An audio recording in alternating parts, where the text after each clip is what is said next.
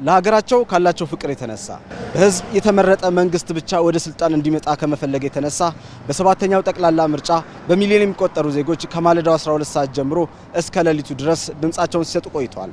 ታዲያ በዚህ በጅጅጋ ከተማ የሚገኙ ነዋሪዎችም በዚህ ምርጫ ላይ በተመሳሳይ መልኩ ተሳትፎ አድርገዋል።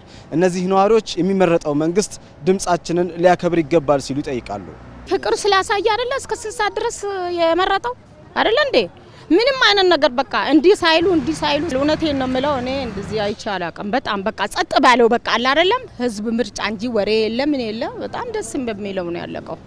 በሌሊት ማንንም ሰው ሳያስገድብ ተመረጥ ማለት መስዋዕትነት የሚከፈለው ለምን ሀገሬ ብሎ ስለያምን ሁሉም ዜጋ ይሄን ነገር የሚያደርገው ይሄ ማህበረሰቡን ዜግነት ኢትዮጵያዊነትን የሚያጎላበት ነገር ነው። አንድነትን ህብረ ብሔራዊነትን የሚያሳይበት አቅጣጫ ማለት ነው። የመብት ያስከበርበት እንግዲህ ምርጫ ተጠናቋል። ምርጫ ተመርጧል። ቀጣይ የህዝብ የተመረጠው መንግስት ስልጣን እንዲይዝ ነው የፈለገው። ስለዚህ የተመረጠው ፓርቲ ወይም መንግስት ህዝቡን በአግባቡ እንዲመራልን እንፈልጋለን። ምርጫው በጣም ጥሩ ነበር እየተካሄደው እና በሰላም እየተካሄደው እንደምታየው ሰላም ዋናው ሰላም ነበር አይደል? ሰላም ባይኖር ምርጫም አይኖርም ነበር። በሰላም እየተካሄደው ማንኛውም ሰው ማህበረሰብ ድምጹን በፍላጎቱ ነው ያካሄደው። የሀገር ፍቅር የመንግስት ፍቅር የሁሉም ፍቅር ይኖርበታል።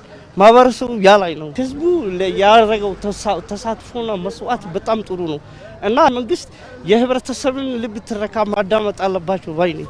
ነዋሪዎቹ ህዝብ በዚህ ደረጃ መስዋዕትነትን ከፍሎ በቁርጠኝነት ምርጫው ላይ መሳተፉን በማንሳት ስለዚህ በቀጣይ የሚመረጠው መንግስት ደግሞ ለነዋሪው አስፈላጊውን ነገር እንዲያሟላ ይጠይቃሉ። በተለይ መሰረተ ልማቶች እንዲስፋፉና የኑሮ ሁኔታ እንዲሻሻል ዜጎች ይጠይቃሉ። የመረጠው መንግስት እንግዲህ ያው ለህዝቡ እንግዲህ ያው ወደፊት እንደመረጥነው አገልግሎት ያው ልማቱንም ሁሉንም ነገር ያው ከሱ እንጠብቃለን።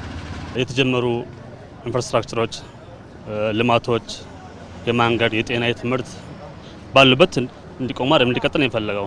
ለምሳሌ በእኛ ክልል ውስጥ ከጎዴ ወደ አፍዴር የሚሄዱ መንገዶች በጣም ችግር አለባቸው። እነዛ መንገዶች እንዲሰሩ ይፈልጋል። መብራት ለምሳሌ እኛ በግድብ አለን።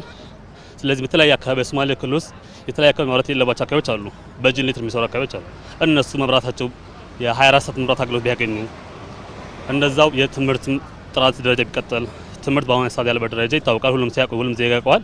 ትምህርት ቢሻሻል፣ ዩኒቨርሲቲዎች፣ የጤና ማዕከላት፣ ሆስፒታሎች እያንዳንዱ ኳሊቲን በጨመረ ቁጥር ህዝቡም በመረጠው መንግስት ደስታውን ይጨምራል ማለት ነው። አው ብዙ ኑሮው እንደዚህ ነው። ኑሮውን ትንሽ እንትን እንዲልልን በቃ ኑሮውን ትንሽ እንዲያሻሽልልን እንፈልጋለን። መቼም እንግዲህ ትምህርት ላይ፣ ሰላም ላይ፣ ውሃ ላይ፣ ግብርና ያው መሰረታዊ ነገሮችን ትኩረት ማድረግ አለባቸው ባይ ነኝ።